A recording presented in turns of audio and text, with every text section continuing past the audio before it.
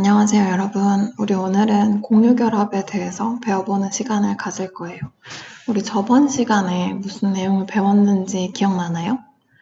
우리 하민 선생님과 함께 이온결합 화합물의 특성에 대해서 배웠죠. 이온결합 화합물의 특성에는 그게 단단하지만 부수게 되면 잘 부서진다. 또 수용액 상태에서 이온결합 화합물은 전기전도성을 갖는다. 등이 있었어요. 우리 이번 시간에는 공유결합에 대해서 배워보는 시간을 가질 거예요. 이번 시간에 수업을 듣게 되면 다음과 같은 3가지의 학습 목표를 이루는 것이 목표인데, 첫 번째, 공유결합의 형성 과정과 공유결합 물질의 성질을 설명할 수 있다. 그리고 2번째, 분자의 공유결합 선을 예측할 수 있다.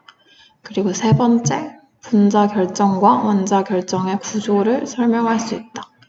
이렇게 3가지가 오늘의 수업 목표입니다. 자, 그러면 우선 공유결합이란 어떤 것인지에 대해서부터 알아봐야겠죠? 공유결합이란 2개 이상의 원자들이 자신의 전자쌍을 공유하면서 형성하는 결합을 뜻해요.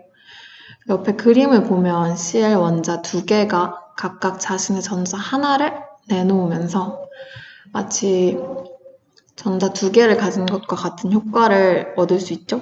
그렇다면 왜 원자들은 가만히 있는 게 아니라 전자를 공유하면서 결합을 이루려고 하는 걸까요? 그 이유는 옥텟 규칙을 만족하기 위해서예요. 옥텟 규칙이 뭐였죠? 가장 최일각 전자가 1주기의 경우는 2개, 2, 3주기의 경우는 8개를 만족하려고 하는 법칙을 얘기하죠.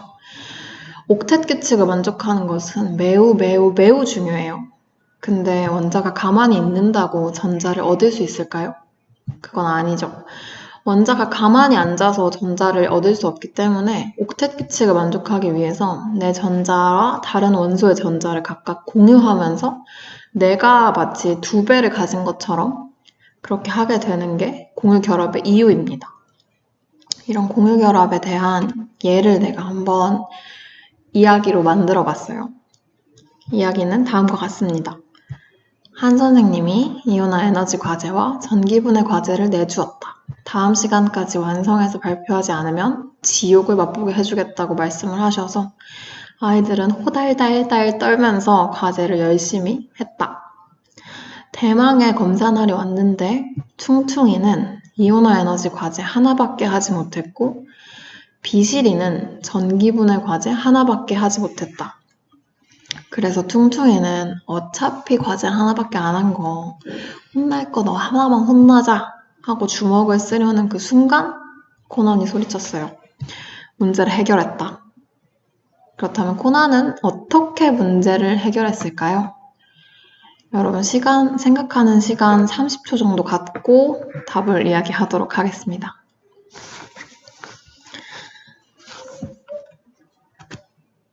자, 여러분 답을 생각해 봤나요?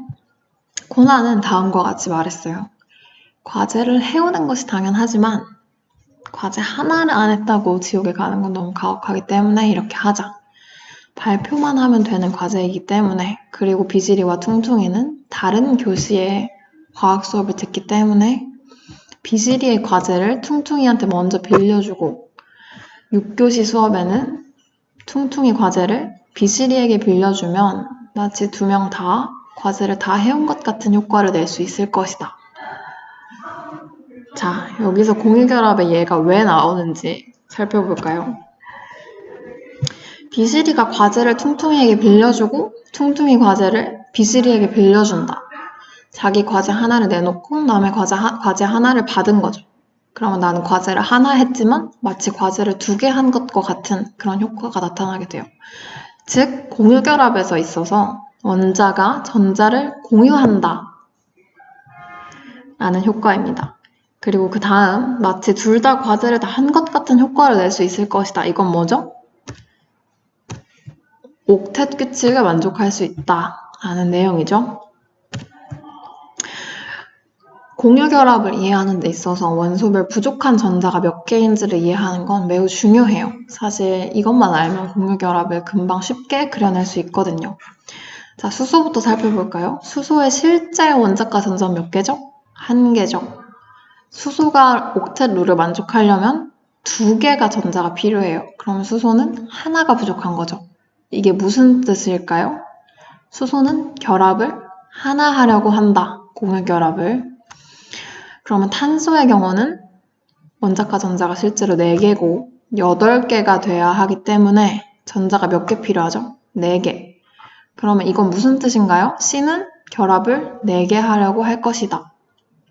C의 결합선이 단일 결합 4개일 수도 있고 이중결합 2개일 수도 있고 그렇게 되는 거죠.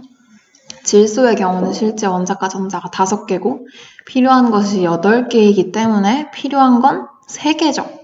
그럼 결합을 3개 하려고 할 거고 산소의 경우는 6개니까 2개가 필요하고 결합을 2개 하려고 할 거예요. 플루오린의 경우는 실제로 원자과 전자가 7개이기 때문에 8개가 되려면 1개가 더 필요하죠.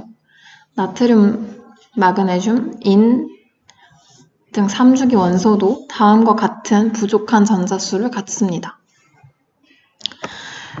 자, 그러면 우리 실제로 공유결합이 어떻게 이루어지는지 그 결합선을 어떻게 그려야 할지 더 이야기해 보도록 할게요. 먼저 단일결합입니다. 수소와 플루오린이 결합하고 있죠. 아까 수소가 부족한 전자가 몇 개라고 했죠? 하나. 플루오린은 하나. 둘 다 결합이 몇 개 필요하죠? 하나 필요하기 때문에 둘은 전자 하나를 내놓고 전자 하나를 내놔서 마치 수소는 전자가 2개인 것처럼 그리고 H는 전자가 8개인 것처럼 할 수 있습니다. 그래서 수소와 플루오린 결합을 해서 이렇게 단일결합 HF를 만들게 되는 거죠. 그 다음 단일결합의 예 중에 대표적인 예가 물이 있죠. 자, 여기 보면 똑같이 수소예요. 수소는 전자가 하나 있고 전자가 하나 더 필요하죠. 수소 역시 전자가 하나 있고 하나 더 필요하고 그렇다면 산소는 어떻죠? 산소는 원자과 전자가 6개 있고 전자가 2개 더 필요합니다. 2개 더 필요하다는 건 결합을 2개 하겠다는 거죠. 수소는 결합을 하나 하려고 합니다. 이 해결 방법은 어떻게 될까요? 결합을 하나 하고 싶은 수소가 2개 달라붙으면 되죠. 그러면 여기 보면 수소는 전자가 2개인 것처럼 되고 산소는 전자가 8개인 것처럼 되는 효과를 낳을 수 있습니다. 다음 이중결합을 보면 아까 산소가 전자가 2개가 필요하다고 했죠? 그러면 이 산소랑 산소는 각각 결합이 2개 필요한 거예요.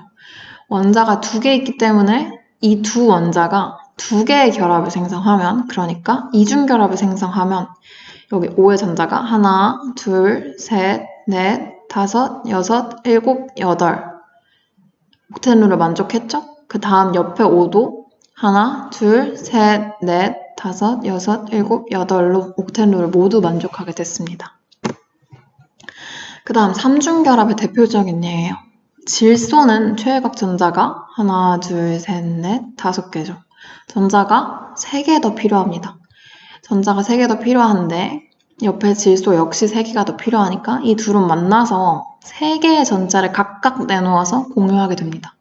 그러면 하나, 둘, 셋, 넷, 5, 6, 7, 8 이렇게 전자가 8개가 되죠. 여기도 하나, 둘, 셋, 넷, 5, 6, 7, 8 옥텐룰을 모두 만족하게 됩니다. 자, 다음은 공유결합의 형성과 에너지 그래프에 관련된 건데요.